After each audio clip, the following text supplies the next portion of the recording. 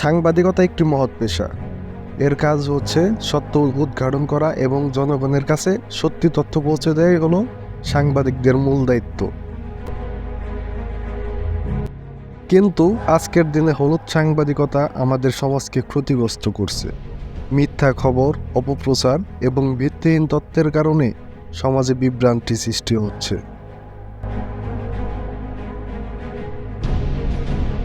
আমরা কি সত্যিই চাই আমাদের সাংবাদিকতা এরকম হোক?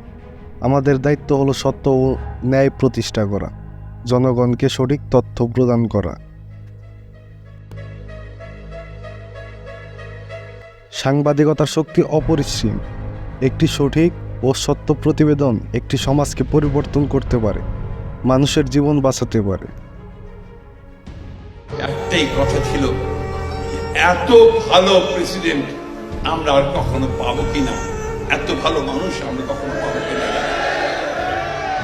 বন্ধুগণ, এইটাই হচ্ছেন জিয়াউর রহমান।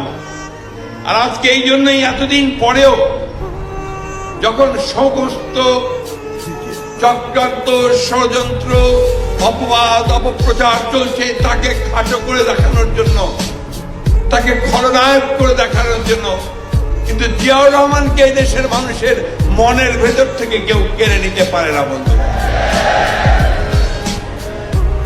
কারণ একটাই, যে নীতি 1971 সালে এই স্বাধীনতার ঘোষণার মধ্য দিয়ে এই দেশের মানুষের বুকের মধ্যে, হৃদয়ের মধ্যে জায়গা করে নিয়েছে। যে যত কথাই বলুক, চিৎকার করুক, বলতে থাকুক, লিখতে থাকুক, কিন্তু ধ্রুব তারার মতো সত্য, ধ্রুব সত্য যে শহীদ প্রেসিডেন্ট জিয়াউর রহমানের ঘোষণার মধ্য দিয়েই বাংলাদেশের মানুষ সেদিন স্বাধীনতা যুদ্ধে ঝাঁপিয়ে পড়ে।